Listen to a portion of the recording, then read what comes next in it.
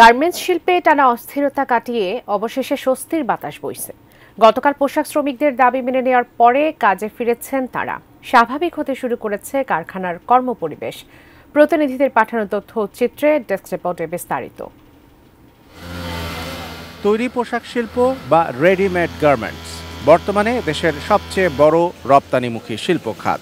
গত কিছুদিনের শ্রমিক অসন্তোষে যেখানে সৃষ্টি হয়েছিল অচলাবস্থা, বুধবার শ্রমিকদের ন্যূনতম বেতনের দাবি মেনে নেয়ার পাশাপাশি অন্যান্য প্রয়োজনীয় সংস্কারের আশ্বাসে কাজে ফিরেছেন শ্রমিকরা।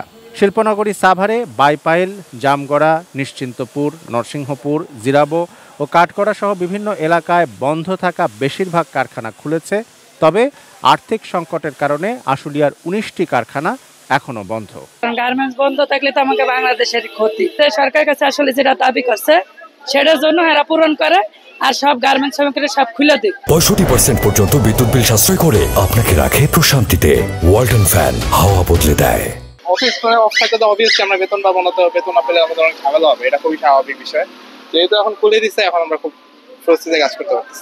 গাজীপুরে পরিস্থিতি ধীরে ধীরে স্বাভাবিক হতে শুরু করলেও ঝুট ব্যবসা নিয়ন্ত্রণকে কেন্দ্র করে রয়েছে সমস্যা। এ নিয়ে গার্মেন্টসগুলোর সামনে জটলা এবং মারামারির ঘটনা ঘটছে।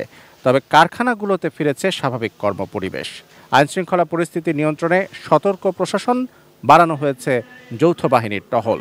যারা শ্রমিক রাজনীতি তারা বুঝে না, তাদের হলো পেট নীতি, যাতে মারামারি হানাহানি কটাকাটি যাতে না হয়, শৃঙ্খলা বজায় রাখতে পারে।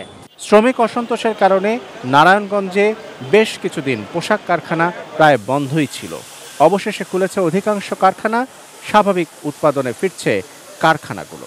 মালিক মহাজনের ফ্যাক্টরি যদি না চালাইতে পারে আমরা কাম কাজ করবো কেমন? এই তো বদ্ধ থাকলে আমাদের ওয়ার্কারের অনেক সমস্যা হয়। গার্মেন্টস চালু থাকলে আমরা শ্রমিকরা খেয়ে বাঁচতে পারবো, না হলে আমাদের না খেয়ে মরতে হইব। Shamsul Arefin, desk report, ATN news.